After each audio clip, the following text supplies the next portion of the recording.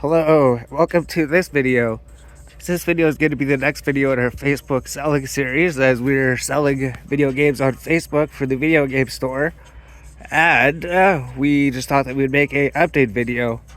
So this is day 7. This is around noon, 12 o'clock. Somebody is stopping by at 5:30, so like 5.5 hours. Somebody's coming by here and they're buying all of these video games. They're buying all of these video games, and there's even more video games behind these video games, so we don't even have room to actually display all of them. All the shelves are taken up. Were we supposed to put these out a bit more? We'll be right back. We can organize the place a bit. Alright, so I think you organized it a little bit better. So I guess first we should turn on the music again. So there we go. So we'll just say somebody's stopping by today to buy all of our cartridge games. They're going to be buying all of our loose games at our disc resurfacing machine. So they were going to be buying all of these games here that we found. They're going to be buying all of these games here that we found. And we were going to be buying all of these games here as well. And these games over here. So we actually found a lot more games. We found a lot more games in a couple of big boxes. And there was just a bunch of random games in there as well. Yeah, just all those ones. I don't think these are included. I think it was just everything up on the shelves here. Oh, maybe these things. So a lot of these would maybe just be empty cases. But a lot of them actually do have the games in them. So we'd have to go through them, see what they are. It would just be maybe assorted empty cases and assorted games with games inside them. Maybe we just go through them and see which ones are empty, then sort them by that. But then the jam packs, I believe those are in there. Yeah, the games are in there. So not every single game has the game missing. I wonder if all of these actually have the game in them. We're not 100% sure. We'd have to go through them. But we did find some DS games. So we got some DS games. Some DS games. I think everything up on the top shelf almost he's going to be getting. Anything that's disc-based that's left over. Because he is the person that's come over that got his games sniped from him. So... yeah, because he was coming to buy the games. He was coming to buy the games at 10 in the morning. And then somebody messaged me at 6 in the morning. And then he came and bought all the games at 9 in the morning. And then the person that was coming at 10 in the morning was like, what the hell? You sold all the games before I could show up? I thought we had a deal to meet up at 10 a.m. But somebody came up an hour before him and bought them all before him. So this is the second lot, so we're selling it to him just to make up for it, right? Like, hold on, we still do have a lot of video games to sell. We have a whole bunch of them for you as well, too. You just have to wait for us to find them and pull them out. So, I think last time we were over here, and we're looking over here through boxes for games. So we actually looked through those two boxes. There's actually nothing game related in them anyways, right? So those boxes, there wasn't anything in them. But we did just have a few boxes here. Maybe there's like some card games. And probably actually more video games than some of them. We just don't have space to bring them out. And over here, we just have our table with stuff that we have set up. I'm not sure what we're doing with these. I think this is just our personal collection at the moment, right? We got like a Super Mario 3... Game Boy Advance.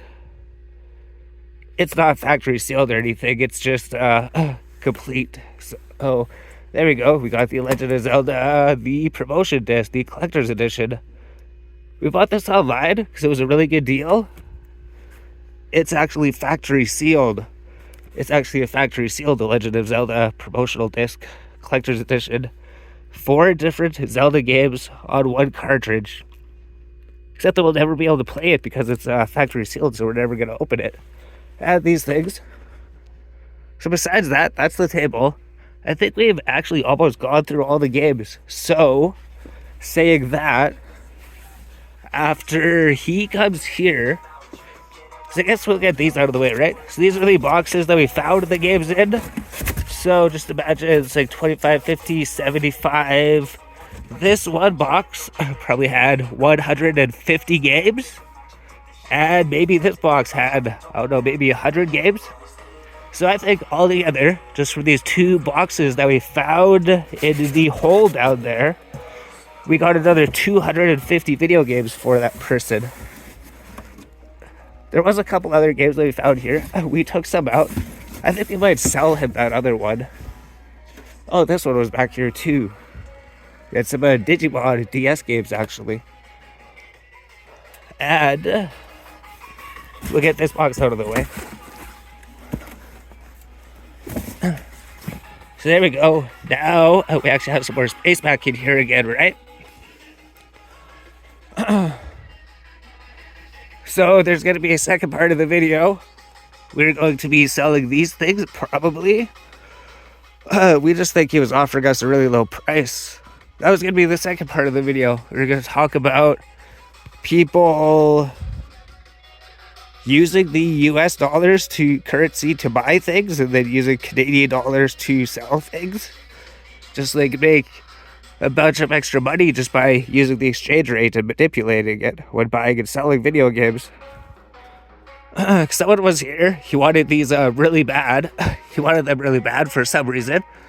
He said he was going to offer $75 for this one and $150 for this one with the controllers.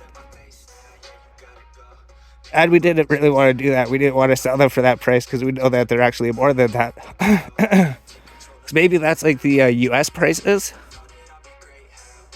He quotes everything by the US prices. He's like, this system's worth $150. This system's worth $300. And then he's going to go sell it. He's going to say this system's was worth $150, but now that he's selling it, it's worth $200. And this system, when he was buying it, it was a $300 system. But when he goes to sell it, it's going to be a $450 system. It just jumps up like $150 when he goes to sell it for some reason. So we're holding on to those. We'd be selling those. Oh, and then a person who's coming here to buy all of the video game discs on the shelves here. There's a lot of video games on the shelves here. He's going to be buying the resurfacing machine, so the resurfacing machine will be gone. And we have some supplies for him. He's going to have to get new solution and new buffing pads, I think. Yeah, new solution and new buffing pads would be pretty much all that he needs, because we're giving him the sanding pads and everything. So he's getting everything he needs to resurface games. And we're throwing in all these CD cases, right? There's these white CD sleeves. We just bought a whole bunch of them just because we resurfaced games all the time. This thing's amazing. If you're looking for a resurfacing machine, the FJ Easy Pro is a good budget option. When we resurfaced games at the store for over 3 years, well, I guess before we were at the store too, right? Maybe at the flea market we were doing it too. We've been using this thing for like 4 years or something, and it has a very high success rate of fixing video games. It just won't fix the circle scratches, where there's just a deep circle scratch around the entire disc. You can't fix those things. And if there's like really deep scratches, everything besides that, it'll pretty much fix it up perfect. So he was going to do that, and then he was going to get into the disc resurfacing business. So that would be more space back, right? Because he was going to be buying all these loose discs here. So there was actually some decent loose discs here. The other guy was looking through them. He said, yeah, there's a decent amount of really good games in here. Some games that are worth like $20 or more. So because there's a whole bunch of games that are worth like $20 or more, whenever he comes to buy them, if they're scratched up, a lot of them might not even need resurfacing, right? They could just be loose discs. And the disc's pretty good, right? It doesn't even need resurfacing, actually. So you can just take this Destroy All Humans. You don't even need to resurface it. The disc is good. And you could put it in the white sleeve and then resell it as a loose game. All right. So let's say that everything in these shelves probably by the next video will be gone. So let's just take a good look, right? This is going to be the last time that we're going to be able to see all these games. So all of these games, they're going to be gone by the end of the day. Same with these games. We can't even see them because it's so dark. All of these games will be gone by the end of the day. So dark there. There we go. And there's a third shelf down here, right? So all these games, they will be gone by the end of the day. So just on this shelf alone, that's like three shelves of video games. 3 shelves of video games. Yeah, there's just one shelf over here, right? So this was the good pile. So with those 2 boxes, we did find a good amount of $20 and up games, right? Like this Test Drive, Eva Destruction, marked at $50. It was always a $50 game at my store. Same with like SNK Capcom Survivors, $30. Same with Shenmue. Shenmue was always like 25 or something. Oh, I guess we sold all the ones with the price tag. I swear that the Shenmue games that we had said $25 on them. Sonic Heroes. So this is like a special case and version of this game. That's why it's worth $60. Disney Extreme Skate Adventure. It was like $30. Super Street Fighter Arcade Edition, $20. So here's the Super Street Fighter 4. That's the cheap game, but if you have Super Street Fighter 4 Arcade Edition, that's the expensive one. And I think World of Outlaws Sprint Cars, it was actually like a $30 to $40 game. Not sure why it says 10 on it. I wonder if we should take a break and be back. We'll just finish talking about this thing here. Or we'll be right back quick. We'll take a short break and then we'll finish going through here. We're on the second pile here. We've been sitting here for, 12 minutes and 30 seconds? We can just say it's a 10-minute video, then end the video, and then move on to the next one. So, in the next video, we'll continue going through here. We were looking through this pile here. And we'll continue going through whatever we were doing. Alright, we're back. So we're going to make this video a little bit longer. And then I think the other video should probably be a separate video, because it's going to be a long video. Plus, I'll be able to go to my room so I can actually charge my phone while I'm filming it, maybe, and hopefully the phone doesn't die. Because this phone, even though the camera is amazing, the battery doesn't last too long, and it takes absolutely forever for it to charge, actually, right? So I'm sitting there, waiting like an hour later, and it's like, yeah, we charged 10% of the battery, maybe like 15% of the battery. Whereas my old phone, it would like fully recharge in 1 hour. So, we're going through these pallets here, right? The King of Fighters XI, that thing hopefully should be worth like $20 still. Maybe the Ultra, Bust a Move, Castlevania, Scarface. I think that was always like 10 to $20. Maybe it's like 30 or something. Dungeon Hero, Scarface. Oh yeah, there we go. Scarface, $30 price tag. So Scarface was $30 at one point. Same with Godzilla, Destroy All Monsters. We found another copy of that for him. We found Nightmare Before Christmas. That game was always like $20 to $30. Capcom Classics Collection 2. We're going to pull that game aside because it's part of the next video. Because somebody was here, and he always does this. He always goes to the US prices when buying things, then goes to the Canadian prices when selling things. It's such a scabby thing to do. He's a scabber. Oh, we should pull this out too, right?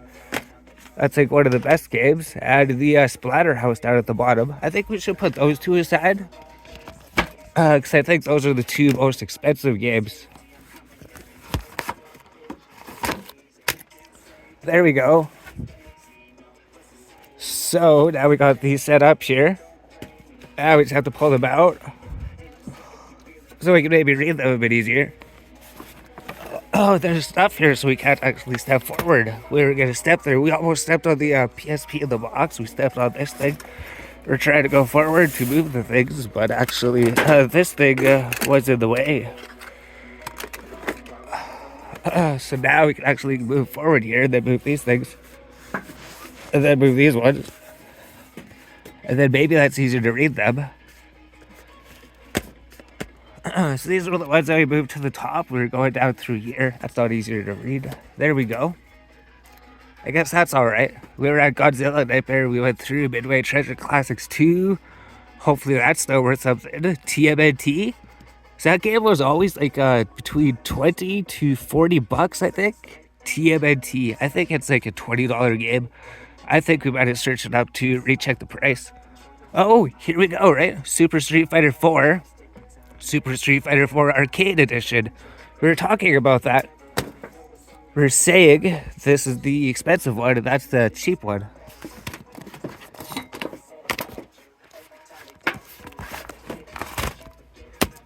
So there we go. Now we got those together. So I guess as we're going through, we're organizing them for some reason, which don't really matter because he's just going to be throwing them in a bunch of boxes and bins and then resorting them at his house anyways when he comes to buy them. So there we go. So we're talking about that, right? Super Street Fighter 4, Super Street Fighter 4, the arcade edition. So this one's probably like 10 bucks, and this one's probably 20, right? Twice as much. At the Capcom Classics, which on the PlayStation 2, so they were worth like 20 bucks, but on the Xbox, it's worth like 70, 60 to 70, something like that. Added the next pile. So these two games, we sold these games so quick. We had more copies of them. We had like one Splatterhouse for the PS3 at the 360. And same for Lollipop Chainsaw Massacre. We had one for the PS3 and one for the 360. So inside those boxes, we found another one. So a Splatterhouse is worth like 80 to 90 bucks or something. We sold Splatterhouse for 50 bucks. And we sold Lollipop Chainsaw Massacre for 30 or 40, I think. I think it was 40. Yeah, 50 plus 40 equals 90. $90 for these two games. So those are like two of the most expensive ones. And then there's like Jaws, the Warriors, Capcom Fighting Evolution, right? The Dukes of Hazzard. The Dukes of Hazzard were always like a $20 game, I think. Maybe it was always a $10 game. Maybe it's just our reduced prices. Maybe it is actually a $20 game. Dragon Ball Z Budokai 3, Dragon Ball Tenkaichi 3. So I think this actually went up to like 40 bucks. These games are always like 20 to 30 bucks though, right? So we marked it at 25 at the store. Silent Hill Homecoming, Dragon Ball Z Ultimate Tenkaichi, Spider-Man 2, right? 30 bucks. Baja, 20 bucks. Tenchu Z, 20 bucks. And Dragon Ball Z Burst Limit. So went through all those ones. And then here, I guess the orange box. We still haven't looked up the orange box. We still don't know if it's still 20 to 30 bucks or not. And then he's going to be taking these, so this is going to be the last time that we see these games as well. So what? Bioshock Outrun 2? Outrun 2 goes to the expensive pile. Outrun 2, Scarface. Feels like it's empty. No, I heard the disc. I heard the disc is out there. So the disc is there. Destiny Juiced, right? This will be like this. Is there anything here? Hail the Chip. Was that always a $20 game? Fallout 3 Game of the Year edition, if that's the one you want. Not the regular edition. Star Ocean Last Hope. Is that just a $10 game on the Xbox 360 or is it 20 bucks? We're not 100% sure. I don't think you want to sell Star Ocean for $2. So we'll go with this pile. We just don't want to sell Star Ocean for $2. That's it. Oh, the price. So for all these games, they're going to be in between like $1 to $2. Anything that's like $5 or less, we'll sell it for $1. Anything that's $10 or less, we'll sell it for $2. Anything that's like over 10 bucks, 15 to 20 bucks. We'll sell it for, I don't know, 10 bucks, maybe a bit more depending on the game. So that's this video. I guess we'll start on the next video then, maybe, right? A 20-minute video, it's always so long. So in the next video, we're going to go over these consoles. We're trying to sell them, but I think he gave us a really low price because he was giving us US prices. And I think he was just going to take them to his place and then sell them for Canadian prices. So I don't think we want to sell them to him. Want to see if we get a bit more than he offered. And what was the other thing? Oh, this game. Yeah, we need this game. Outrun 2 is hopefully still an expensive game. Capcom Classics Collection 2. Because he tried to scab us again yesterday. He was here, he tried to scab us for this game and these two systems. He tried to scab us for this game and these two systems. So, next video will be about these systems and price manipulation. So you could make absolute bank by buying things in US dollars, then selling them in Canadian dollars. You can make a lot of extra profit that way doing that.